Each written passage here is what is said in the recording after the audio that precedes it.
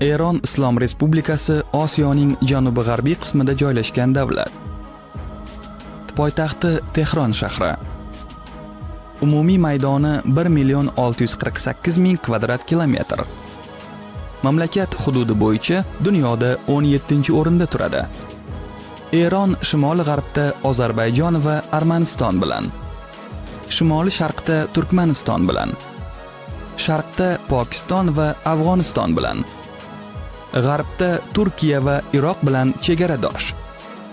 Shimolda uni Kaspiy dengizi, janubda Fors va Arabistonning Ummon ko'rfazlari yuvib turadi. Eronning Kaspiy dengizi va Xuzistondan tashqari ko'p qismi Eron platosida joylashgan. Eron butkul tog'li mamlakat. O'nlab tog' tizmalari va adirlar, daryo havzalari va platolarni bir-biridan ajratib turadi. Eronning umumiy aholisi 84,23,018 kishi. Aholining qariyb yarmi forslar, katta qismi shiya musulmonlari. Eron aholisining aksariyati turli ma'lumotlarga ko'ra 36% dan 61% gacha etnik forslar.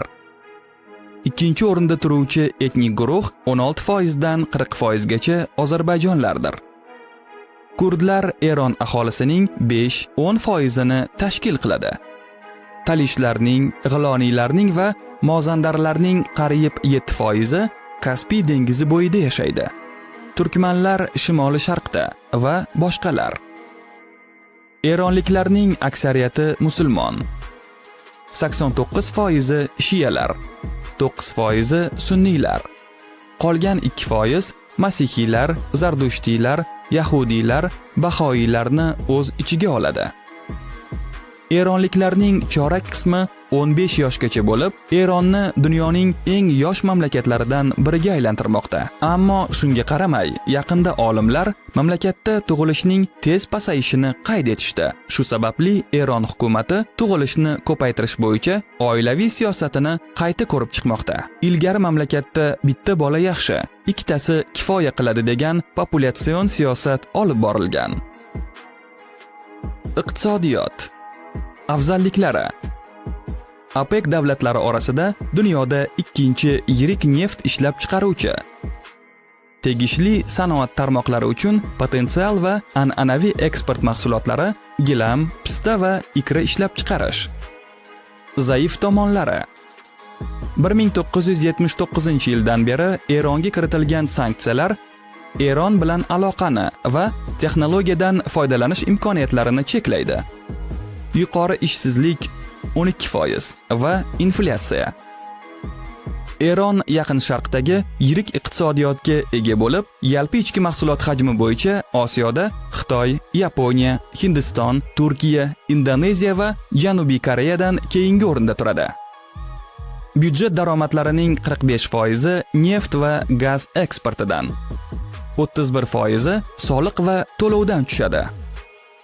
Eron neft sanoati rivojlangan sanoat mamlakatidir. Neftni qayta ishlash, neft kimyo korxonalari mavjud. Neft, ko'mir, gaz, mis, temir, marganets va qo'rg'oshin rux rudalari. Mashinasozlik va metallga ishlov berish, shuningdek oziq-ovqat va to'qimachilik sanoati keng rivojlangan. Eron dunyodagi tabiiy gaz zaxiralarining 16% ga ega. 2005-yilda Eron 132 milliard barrel tasdiqlangan neft zaxirasiga ega edi. Dunyo zaxiralarining qariyb 10%. Eron kuniga 4,2 million barrel ishlab chiqaradi. Shundan qariyb 2,7 million barrel eksport qilinadi. Eron dunyodagi 4-neft eksportchisi, shuningdek Xitoyga eng yirik neft yetkazib beruvchisi bo'lgan. 2017-yilda asosiy xaridorlar Xitoy 27,5%, Hindiston 15%, Janubiy Koreya 11,5%, Turkiya 11%, Italiya, Yaponiya. Eron qurolli kuchlari ikkita asosiy tarkibiy qismdan iborat: armiya va Islomiy inqilobiy gvardiya korpusi. Hammasi bo'lib qurolli kuchlarda 1,5 millionga yaqin odam xizmat qiladi. Zaxira 350 ming. Shuningdek, Eronda harbiylashtirilgan tashkilot mavjud. U yerda 90 ming ko'ngilli va 11 million rezervchi, shu jumladan ayollar doimiy xizmatda. Shunday qilib, Eronda zaxirani hisobga olgan holda qurolli kuchlarning umumiy soni 12 million kishidan oshadi. Eronning jangovar qobiliyati sir saqlanmoqda. So'nggi yillarda ballistik raketalarni ishlab chiqarish yo'lga qo'yildi. Shu jumladan Shahab-3, Dastan tanklari va modernizatsiya qilingan T-72 tanklari. Agar ilgari Eron yaqin sharqdagi boshqa mamlakatlar, xususan Isroil bilan taqqoslaganda harbiy byudjetga yalpi ichki mahsulotining 3,3% ni sarf qilgan bo'lsa, yaqinda Eronda qurol aslaha narxi sezilarli darajada oshdi. Bundan tashqari, Eron kosmosda sun'iy yo'ldoshiga ega. Ko'p asrlar davomida bu mamlakat sharqda hal qiluvchi rol o'ynagan va zamonaviy Eron islom dunyosida 4-chi, G'arbiy Osiyoda esa Turkiyadan keyin 2-o'rinda turadi. Eron mintaqadagi eng texnologik rivojlangan davlatlardan biri. Eron Yevrosiyoning strategik muhim mintaqasida joylashgan va neft va tabiiy gazning katta zaxiralariga ega. Eronda bo'lib o'tgan islom inqilobi, inqilob yetakchisi va yangi tartibning asoschisi Oyatulloh Xumayniy boshchiligidagi harakat Pahlaviyning monarxiya tuzumidan islomiy respublikaga o'tishini belgiladi.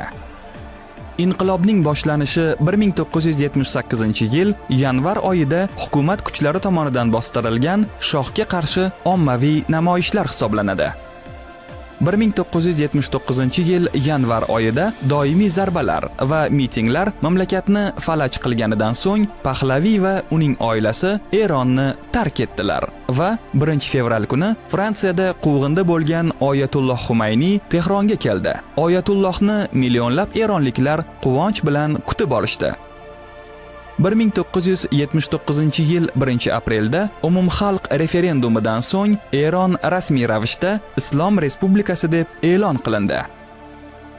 Inqilobning ichki siyosiy oqibatlari mamlakatda musulmon ruhoniylarining tuzumining o'rnatilishi va hayotning mutlaqo barcha sohalarida islomning tobora ortib borishi bilan namoyon bo'ldi. Tashqi siyosatda keskin o'zgarishlar yuz berdi. Eronning AQSh bilan munosabatlari juda keskinlashdi. 1979-yilgacha Eron umuman g'arbparast davlat edi. 1979-yil aksil amerikanizm to'lqinidagi islomiy inqilob mamlakat tashqi siyosatini tubdan o'zgartirdi. Bu barcha g'arb mamlakatlari bilan munosabatlarning yomonlashuviga olib keldi. Va shu vaqtgacha AQSh bilan diplomatik aloqalarning uzilishiga sabab bo'ldi. Inqilob Sovet qo'shinlarining Afg'onistonga kiritilishi bilan bir vaqtga to'g'ri keldi. Bu SSSR bilan munosabatlarga juda salbiy ta'sir ko'rsatdi. Inqilob nafaqat G'arb bilan, balki arab dunyosi bilan ham aloqalarni buzdi. 1980-yilda Iroq neftga boy Xuzistonga bostirib kirib, Eron-Iroq urushini boshladi. Iroq qo'shinlarini Erondan siqib chiqarib, mamlakat rahbariyati qarshi hujum yordamida islom inqilobini Iroqqa eksport qilishni rejalashtirdi. Ammo armiya qo'shinlarining qiyin ahvolda qolishi va Iroq armiyasi kimyoviy qurol ishlatgani sababli bu rejalar muvaffaqiyatsiz bo'ldi. Bu orada Eron-AQSh munosabatlari Fors ko'rfazidagi Amerika raketa kreyseri Eron yo'lovchi samolyotini urib tushirganidan keyin yanada murakkablashdi. Eron-Iroq urushi tugashi va Xumayniyning o'limi bilan Eronning Yevropa bilan munosabatlari asta-sekin yaxshilanishni boshladi. Bunga asosan Rafsanjoniyning pragmatik siyosati yordam berdi. Parchalangan SSSRning mustaqil respublikalari bilan yangi munosabatlar o'rnatildi.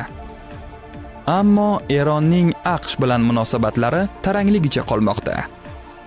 Eron va Birlashgan Arab Amirliklari o'rtasida Fors ko'rfaziga kirishni nazorat qiluvchi Hormuz bo'g'ozidagi 3 ta orol borasida hududiy nizolar mavjud. Shuningdek, Ozarbayjon va Afg'oniston hududida va Pokistonning ba'zi qismlaridagi yerlarga Eronning da'volari bor.